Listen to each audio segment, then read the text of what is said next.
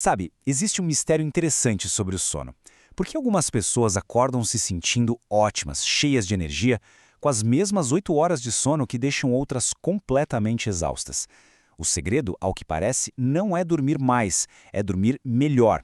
E a cultura japonesa, olha, tem umas pistas bem fascinantes sobre como a gente pode fazer exatamente isso. Essa situação é clássica, né? A gente faz tudo o que manda o manual. Evita o café, deita cedo, dorme às 7 ou 8 horas recomendadas, mas quando abre os olhos, a sensação é que a cabeça continua num nevoeiro. Parece que o corpo até acordou, mas a mente ainda não. É uma frustração enorme. E é exatamente nesse contraste que está o pulo do gato. Enquanto muita gente por aqui se arrasta para fora da cama, no Japão a mesma quantidade de sono pode levar a um despertar totalmente diferente.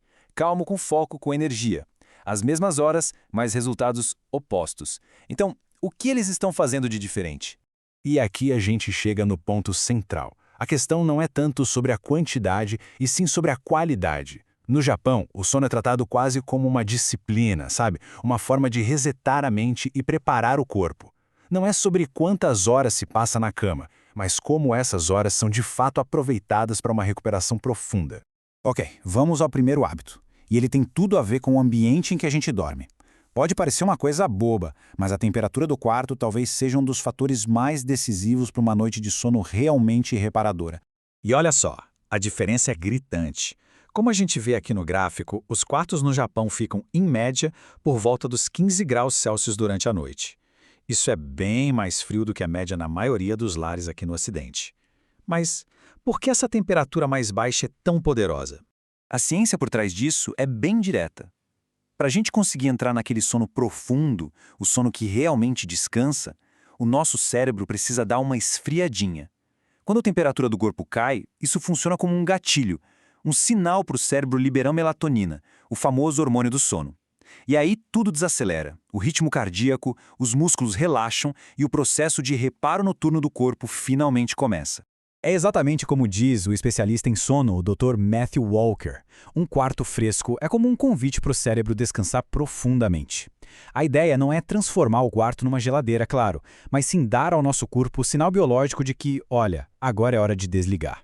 Agora, o segundo hábito, esse é genial, porque ele combina o quente e o frio num ritual muito poderoso antes de dormir. É uma prática que joga a favor da nossa biologia e não contra ela. Esse ritual é o ofuru. Para milhões de japoneses, o dia só termina depois de um banho bem quente, ali na casa dos 40 graus Celsius. E isso é muito mais do que só higiene. É uma pausa quase sagrada. A água quente ajuda a desacelerar, o barulho do dia vai se dissipando e o estresse? Bom, o estresse começa a derreter. Mas a parte mais inteligente vem agora. A verdadeira mágica acontece quando se sai do banho. Ao entrar em um quarto mais frio, a temperatura do corpo despenca rapidamente. E essa queda brusca é um gatilho biológico super eficaz que avisa o cérebro: ei, é hora de dormir. O corpo se prepara para o descanso de um jeito natural, suave. Vamos para o terceiro hábito, e este aqui é mais uma mudança de mentalidade, uma reinterpretação completa do que significa estar com cansaço. É curioso, mas no Japão, se alguém fala, nossa, você parece cansado, isso muitas vezes é um elogio. Quer dizer que a pessoa se dedicou, que trabalhou duro, que o esforço dela foi notado. Em contrapartida, em muitas culturas aqui do Ocidente, o cansaço é visto quase como uma fraqueza, algo para a gente esconder, combater com mais café, mais força de vontade. E essa pequena mudança de perspectiva muda tudo. Porque lutar contra o cansaço mantém o nosso sistema nervoso em estado de alerta constante. Já honrar o cansaço, por outro lado, é reconhecer o sinal que o corpo está dando, pedindo uma pausa. É dar a si mesmo permissão para relaxar de verdade. Quando a mente para de se culpar por querer descansar, o corpo finalmente consegue se desligar.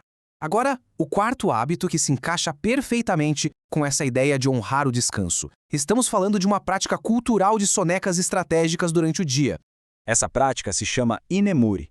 A tradução é algo como dormir enquanto se está presente. E num escritório em Tóquio, por exemplo, não é nada estranho ver alguém tirando uma soneca rápida na própria mesa. Isso não é visto como preguiça de jeito nenhum. Pelo contrário, é sinal de que a pessoa trabalhou tanto que merece aquele momento para recarregar. A chave para um bom inemuri é a duração. O ideal mesmo são 20 minutos. É o tempo suficiente para dar aquela refrescada no cérebro, melhorar o foco, a criatividade, mas é curto bastante para não entrar em sono profundo. Assim, a gente evita aquela sensação de acordar mais cansado do que antes. É um reset rápido para o cérebro. Então, a ideia aqui não é aquela power nap corrida, sabe? É mais uma peace nap, uma soneca de paz. É encontrar um cantinho tranquilo, fechar os olhos e só respirar por um momento. Mesmo que sejam só 10, 20 minutinhos, o cérebro agradece demais por essa pausa consciente no meio da correria do dia. E chegamos ao último hábito, que encara um dos maiores vilões do sono na era moderna, a tecnologia.